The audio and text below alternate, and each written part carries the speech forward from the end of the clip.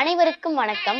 மேடவாக்கம் பகுதியில் அமைந்திருக்கக்கூடிய கௌரிவாக்கம் அப்படிங்கக்கூடிய ஒரு ஏரியால சிவெட் கல்லூரி அருகில் இருக்கக்கூடிய ஒரு கோவில். இதுதான் ஷீரடி சாய்பாபா டெம்பிள் கௌரிவாக்கம் அப்படின்னு சொல்றாங்க. ஒரு ஒளி தோன்றியது குழந்தைகளின் பசியை தீர்க்க, அனைத்து மனிதர்களின் பசியை தீர்க்க அமைதியான ஒரு ஒளி தோன்றியது. அந்த ஒளியை பெண்ணாக மக்கள் கருதி வழிபட்ட தலம் அதுதான் இந்த ஷீரடி, அதாவது ஸ்ரீ ஷீரடி சாய்பாபா டெம்பிள் கௌரிவாக்கம் அப்படின்னு சொல்றாங்க. இங்க பல்வேறு விதமான வழிபாட்டு முறைகள் இங்க கைப்பற்றப்படுகிறது, பின்பற்றப்படுகிறது. இங்க என்ன சொல்றாங்கன்னா, மக்கள் சாய்பாபா அப்படிங்கிறவரே மன அமைதிக்கு உரியவர். இவரை பெண்ணாக வழிபடக்கூடிய தலம் தான் இந்த கௌரிவாக்கம் சாய்பாபா டெம்பிள். இந்த சாய்பாபா டெம்பிளை பார்க்கும் போது நமக்கு என்ன தெரிகிறதுனா, பெண் உருவத்தில், பெண்களின் அனைத்து விதமான ஒரு உருவத்தில், அமைதி உருவத்திலும் அவர்களின் அன்பையும் காட்டக்கூடிய ஒரு சாய்பாபாவாக இருப்பவர்தான் கௌரிவாக்கம் சாய்பாபா. பாபாவை ஒரு பெண் தெய்வமாக, அதாவது சாய்மாவாக வழிபடும் ஒரு அபூர்வமான தலம் தான் இந்த ஷீரடி சாய்பாபா மந்திர். இக்கோவில் திரு குலசேகர பெருமாள் என்பவரால் 2000 அப்படிங்கிற வருஷத்துல நிறுவப்பட்டது அப்படின்னு சொல்லப்படுது. இங்க ஒரு ஆணை பெண்ணாக வழிபடக்கூடிய தலம் அப்படிங்கிறதுனால இது ஒரு அபூர்வ தலம் அப்படின்னு சொல்றாங்க.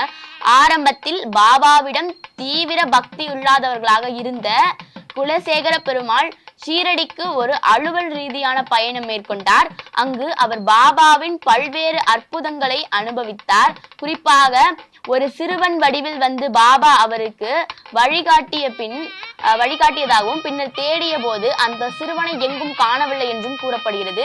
கோயில் உருவாக்கம் அப்படின்னு பார்க்கும்போது 1986 பணியிலிருந்து ஓய்வு பெற்ற பிறகு பாபா அவரது கனவில் தோன்றி கோவில் கட்டுமாறு பணித்தார் அப்படின்னு சொல்லப்படுது.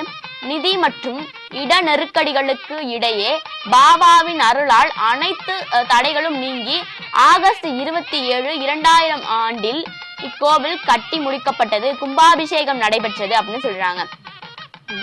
கோவிலின் வடிவமைப்பு அப்படின்னு பார்க்கும்போது கட்டுமான பொருட்கள் மற்றும் வர்ணங்கள் கூட பாபாவின் விருப்பப்படியே அமைக்கப்பட்டதாக நம்பப்படுகிறது. சாய்மா அப்படிங்கிறவங்க இங்குள்ள 5.5 அடி உயர வெள்ளை பளிங்கு சிலையில் பாபா ஒரு அரசியை போல பட்டு புடவைகள் மற்றும் தங்க ஆபரணங்களுடன் அலங்கரிக்கப்பட்டு சாய்மா என்று அழைக்கப்படுகிறார்.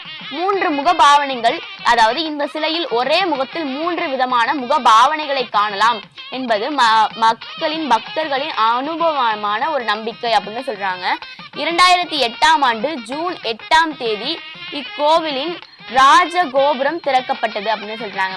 கோவில் வளாகத்தில் விநாயகர், துவாரகாமாயி, சிவலிங்கம், துணி, சாவடி மற்றும் நரசிம்மர் சுவாமி சிலைகளும் உள்ளன.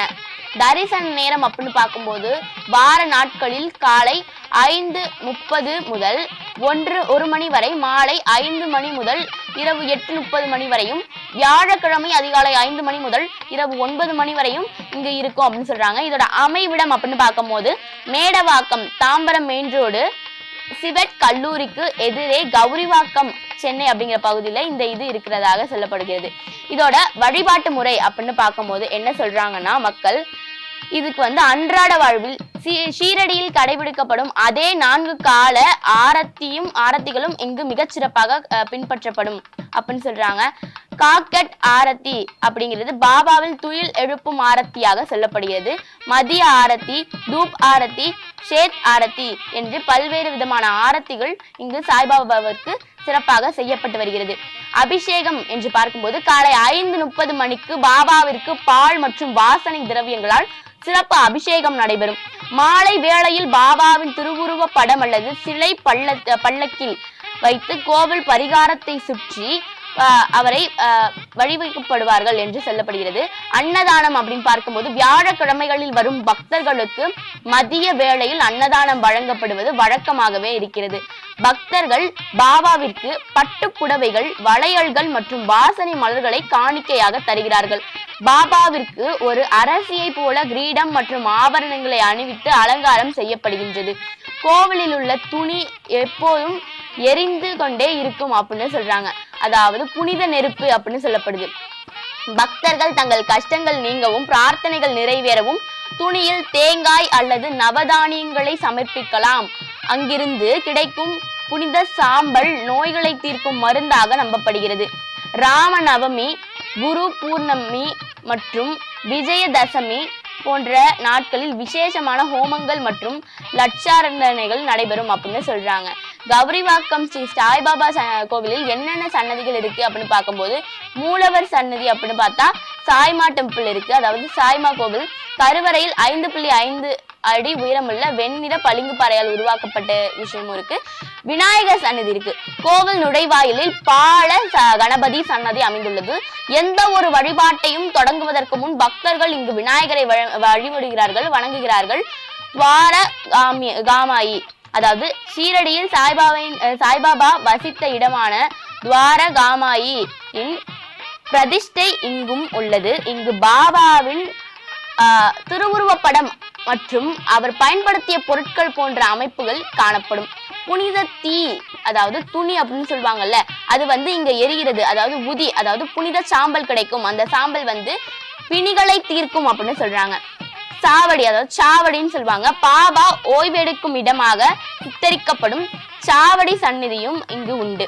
வியாழக்கிழமைகளில் இங்கு சிறப்பு வழிபாடுகள் நடக்கும். அப்படிங்கும் போது சாய்பாபாவே இங்க வர்றவதாக கருதப்படுகிறது. சிவலிங்கம் மற்றும் நரசிம்மர் சிலைகளும் இந்த கோவில்ல இருக்கு. கோவில் பிரகாரத்துல சிவலிங்கம் மற்றும் நரசிம்மர் சுவாமி சிலைகளும் பிரதிஷ்டை செய்யப்பட்டுள்ளன. பாபா அனைத்து தெய்வங்களின் வடிவமாகவும் திகழ்வதை இது உணர்த்துகிறது.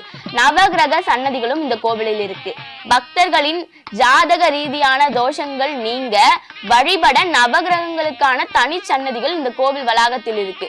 இங்க வழிபடுறதுனால என்னென்ன பலன்கள் கிடைக்கும் அப்படின்னு பார்க்கும்போது, பெண் தெய்வ அருளாக சாய்பாபா இருப்பதால், அதாவது பாபா இருப்பதால், பாபாவை தாயாக வழிபடுவதால் ஒரு தாய் தன் குழந்தைகளை அரவணைப்பது போன்று பாதுகாப்பும் கனிவும் கிடைக்கும் என்பது பக்தர்களின் அசைக்க முடியாத நம்பிக்கையாக இருக்கிறது. திருமண தடைகள் நீங்கும் அப்படின்னு சொல்லப்படுது. இங்கு பாபாவிற்கு பட்டு புடவைகள் மற்றும் வளையல்கள் காணிக்கையாக கொடுக்கும் பொழுது திருமண தடைகள் நீங்கும், விரைவில் சுபகாரியங்கள் கைகூடும் என்று நம்பப்படுகிறது. பிணி தீர்க்கும் இந்த உதியை, இந்த நெருப்பை, துணியிலிருந்து கிடைக்கக்கூடிய சாம்பலை தீராத நோய்களை தீர்க்கும் மருந்தாக பக்தர்கள் பயன்படுத்துகின்றனர். குழந்தை பாக்கியம் இல்லாதவர்கள், குழந்தை வரம் வேண்டி வரும் தம்பதியினர் இங்குள்ள பாபாவை தரிசித்து செல்லும் போது அவர்களுக்கு பிரார்த்தனைகள் நிறைவேறுகிறது. மன அமைதி மற்றும் தெளிவு கிடைக்கும். இந்த கோவில்ல அமைதியான சூழல் மற்றும் பாபாவின் கனிவான பார்வை மன அழுத்தத்தை குறைக்கும் அப்படின்னு சொல்றாங்க. வாழ்க்கையில் சரியான முடிவுகளை எடுக்க தெளிவை தருகிறது அப்படின்னு சொல்றாங்க. பொருளாதார மேன்மை தரும். வியாழக்கிழமைகள்ல பாபாவிற்கு பல்லக்கு சேவை மற்றும் அன்னதானம் செய்வதால் தொழிலில் முன்னேற்றம், பொருளாதாரம் செழிப்பும் உண்டாகும்.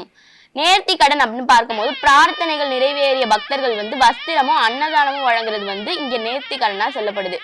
முழு முகவரி அப்படின்னு பார்த்தோம்னா, ஷீரடி சாய்பாபா மந்திர், மேடவாக்கம் மெயின் ரோடு, கௌரிவாக்கம், சென்னை சிவட் கல்லூரி அருகில இது இருக்கு அப்படின்னு சொல்றாங்க. முக்கிய குறிப்புகள் அப்படின்னு பார்த்தீங்கன்னா, எந்த வாகனத்து வழியா போனாலும் சரியான கவனிப்புகளுடன் செல்லணும் அப்படின்னு சொல்லப்படுது. அன்னதானத்தின் பலன். கௌரிவாக்கம் சாய்பாபா ஆலயத்துல அன்னதானம் வழங்குறதுனால என்னென்ன பலன்கள் கிடைக்கும் அப்படின்னா, பாவ விமோசனம் கிடைக்கும். பசித்தவர்களுக்கு உணவிடுவது அனைத்து தானங்களிலும் சிறந்ததாக கருதப்படுகிறது. இது முன்ஜென்ம வினைகளையும் பாவங்களையும் நீக்க உதவும் என்பது பாபாவின் போதனை. பாபாவின் நேரடி அருள் கிடைக்கும். ஷீரடி சாய்பாபா தன் வாழ்நாளில் கைகளால் சமைத்து ஏழைகளுக்கு பரிமாறினார். எனவே இங்கு அன்னதானம் செய்வது பாபாவிற்கு செய்யும் நேரடி தொண்டாக கருதப்படுகிறது. குடும்ப மேன்மை கிடைக்கும். அன்னதானம் செய்வதால் குடும்பத்தில் வறுமை நீங்கி செல்வம் பெருகும். குறிப்பாக பிள்ளைகளும் கல்வி மற்றும் ஆரோக்கியத்தில் முன்னேற்றம் ஏற்படும். மன திருப்தி. ஒருவருடைய பசியை தீர்ப்பதன் மூலம் கிடைக்கும் அந்த மன திருப்தி கிடைக்கும் ஆசி நம்முடைய மன அழுத்தங்களை குறைக்கும் அப்படின்னு சொல்லப்படுது. தடைகளை நீக்கும். வியாபாரத்திலோ அல்லது வேலையிலோ நீண்ட நாட்களாக இருக்கும் தடைகள் விலக வியாழக்கிழமைகளில் அன்னதானம் செய்வது சிறந்த பரிகாரம். குறிப்பாக சொல்ல வேண்டும் என்றால், கௌரிவாக்கம் கோயில பொதுவா வியாழக்கிழமை மதிய வேளையில அன்னதானம் நடைபெறும். நீங்கள் அங்கு சென்று நேரடியான உணவு வழங்கலாம் அப்படின்னு சொல்லப்படுகிறது. பரிகாரம் அப்படின்னு பார்த்தோம்னா, புடவை மற்றும் வளையல்கள் காணிக்கை திருமண தடைகளையும் குழந்தை பாக்கியங்கள் கிடைக்கவும் திருமண தடை நீங்கவும் வழிவகுக்கும். துணி வழிபாடு நோய் தீர்க்கும் பரிகாரமாகவும், வியாழக்கிழமை அன்னதானம் கடன் மற்றும் பொருளாதார தடைகளை நீக்கும் அப்படின்னும், மஞ்சள் கயிறு கட்டுதல் மனதில் நினைத்த காரியங்கள் நிறைவேறவும் குடும்ப ஒற்றுமைக்கும் கோவிலில் உள்ள அரச மரத்திலோ அல்லது பாபாவின் சன்னதி அருகிலோ மஞ்சள் கயிறு அல்லது வளையல் கட்டி வேண்டுவது வழக்கம். வியாழக்கிழமை விரதம், அதாவது 9 வியாழக்கிழமைகள் இங்கு விரதம் நடைபெறுகிறது. எந்த ஒரு பெரிய கோரிக்கையாக இருந்தாலும் தொடர்ந்து 9 வியாழக்கிழமைகள் இங்கு பாபாவை தரிசித்து மாலையில் நெய் தீபம் ஏற்றி வழிபட்டால் நிச்சயம் பலன் கிடைக்கும் என்பது பக்தர்களின் அசைக்க முடியாத நம்பிக்கையாக இருக்கிறது. பூஜை முறை அப்படின்னு பார்த்தோம்னா 9 வியாழக்கிழமைகள்ல விரத பூஜைகள் நடைபெறும். அது மட்டும் இல்லாம தொடக்கம் ஏதேனும் ஒரு வியாழக்கிழமை அதிகாலை குளித்து பாபாவை மனதார நினைத்து விரதத்தை தொடங்கலாம். கோவிலோட வழிபாடு அன்றைய தினம் கௌரிவாக்கம் கோவிலுக்கு சென்று பாபாவிற்கு மஞ்சள் நிற மலர்கள் அல்லது இனிப்புகள் சமர்ப்பிக்கலாம். தீபம் மாலைகள் ஏற்றி நெய் தீபம் ஏற்றலாம். 9 நாள் வியாழக்கிழமை அன்று ஏழைகளுக்கு உணவளிக்கலாம்னு சொல்றாங்க. சாய்பாபா வஸ்திர பூஜை, பக்தர்கள் பாபாவிற்கு பட்டுப்புடவை, வளையல்கள் மற்றும் ஆபரணங்கள் வாங்கி தரலாம். திருமணம் மற்றும் குழந்தை வரம் கிடைக்கும் அப்படின்னு சொல்றாங்க. துணி வழிபாடு அப்படிங்கிறது தேங்காய், நவதானியம் அல்லது நெய் ஆகியவற்றை சமர்ப்பித்து உங்கள் கஷ்டங்கள் தீர வேண்டிக் கொள்ளணும் அப்படின்னு சொல்லப்படுகிறது. அதன் பிறகு உதி அப்படின்னு சொல்றாங்கல்ல, அந்த சாம்பல் பல்வேறு விதமான நோய்களை தீர்க்கும். பல்லக்கு சேவை பாபாவின் பல்லக்கை சுமந்து அல்லது பல்லக்கின் பின்னால் செல்வது பெரும் புண்ணியமாக கருதப்படுது. கட்டுமான பின்னணி அப்படின்னு பார்க்கும்போது திரு குலசேகர பெருமாள் என்பவரால் கட்டப்பட்டது. பாபா அவரது கனவில் தோன்றி வழிகாட்டியதன்படியே எந்த ஒரு பெரிய நிறுவனத்தின் உதவியும் இன்றி பக்தர்கள் பங்களிப்பு மற்றும் பாபாவின் அருளால் இந்த கோவில் கட்ட முடிக்கப்பட்டது அப்படின்னு சொல்றாங்க. ராஜகோபுரம், கோவிலோட முகப்பில் கம்பீரமான ராஜகோபுரம் அமைஞ்சிருக்கு. இது ஜூன் 8, 2008 அன்று கட்டி முடிக்கப்பட்டது. கருவறை பாபாவோட 5.5 அடி உயர வெள்ளை பளிங்கு சிறை கருவறையோட மையத்துல இருக்கு. தனித்துவமான அம்சங்கள் அப்படின்னு பார்க்கும்போது வாரகாமாயி மற்றும் சாவடி சீரடியில் இருக்கிறது போலயே இங்க இருக்கிறது ஒரு தனித்துவமான விஷயமா சொல்லப்படுது. பிரகாரம், கோவிலை சுற்றி வலம் வர்றது ஒரு நல்ல விசேஷமான விஷயமா சொல்லப்படுது. கட்டுமான விசேஷம் அப்படின்னு பார்க்கும்போது கோவிலோட கட்டப்பட்ட போது பாபா ஒரு பெண் தெய்வமா இருக்கிறது இங்க ஏழைகளுக்கு உணவளிக்க வேண்டும் அப்படின்னு தன்னுடைய கைகளை கொதுக்கும் கஞ்சில விட்டு கஞ்சை காய்த்து ஏழைகளுக்கு சாப்பாட்டு அளித்த அந்த சாய்பாபாவோட நினைவு அன்னைக்கு அந்த சாய்பாபா நினைவுபடுத்தி நம்ம அன்னதானம் வழங்குறது எவ்வளவு சிறப்புகள், எவ்வளவு மன விஷயங்கள், எவ்வளவு மன நிம்மதிகளை தரும். அதை நம்மளோட ஈதல் தமிழ் அறக்கட்டளையானது தொடர்ந்து செஞ்சு கொண்டே இருக்குது. இறை அர்ப்பணிப்புல நம்மளோட ஈதல் தமிழ் அறக்கட்டளையானது முன்னணி வகிச்சு கொண்டிருக்கிறது. இந்த கோவிலுக்கு தேவையான புனரமைக்கக்கூடிய அனைத்து விதமான பகுதிகளுக்கும் அதை புனரமைக்கக்கூடிய விஷயங்கள் மற்றும் அதோட வஸ்திரங்கள் எல்லா விஷயத்திற்கும் நம்மளோட ஈதல் தமிழ் அறக்கட்டளையானது உதவி கொண்டிருக்கு. இந்த ஈதல் தமிழ் அறக்கட்டளையில நீங்களும் சேர்ந்து இந்த சாய்பாபா கோவில்ல சாய்பாபாவுக்கு நீங்க பணிவிடை செய்யணும் அப்படின்னு நினைச்சீங்கன்னா ஸ்கிரீன்ல தெரியக்கூடிய இந்த நம்பருக்கு நீங்க தொடர்பு கொள்ளலாம். நன்றி.